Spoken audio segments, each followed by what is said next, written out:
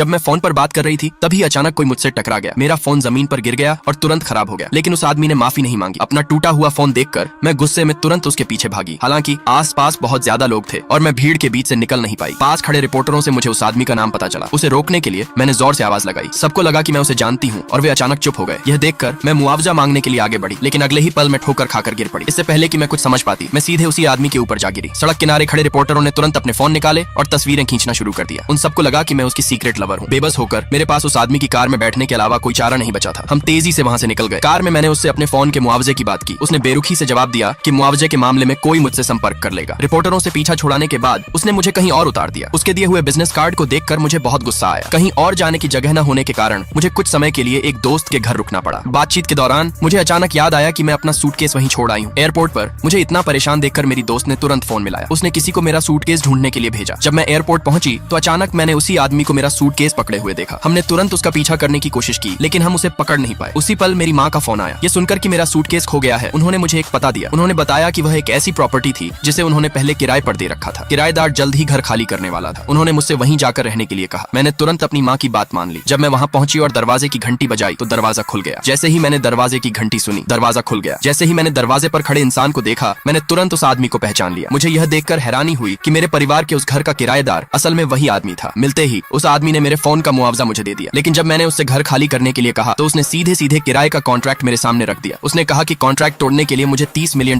का जुर्माना देना होगा। इतनी बड़ी रकम सुनकर मैं हैरान रह गई। मेरी प्रतिक्रिया देखकर उस आदमी ने सब कुछ समझाया। एयरपोर्ट पर खींची गई तस्वीरें पहले ही काफी फैल चुकी थी। कंपनी के नुकसान की भरपाई करने के लिए उसे मेरी जरूरत थी कि मैं उसकी गर्लफ्रेंड होने का नाटक करूं। इस डील के हिस्से के तौर पर मुझे किराया नहीं देना पड़ता, वह तो मुझे 2 गुना किराया भी देता। उसके हाथ में मौजूद कॉन्ट्रैक्ट को देखकर मैंने बिना किसी हिचकिचाहट के उसके प्रस्ताव पर सहमति दे दी।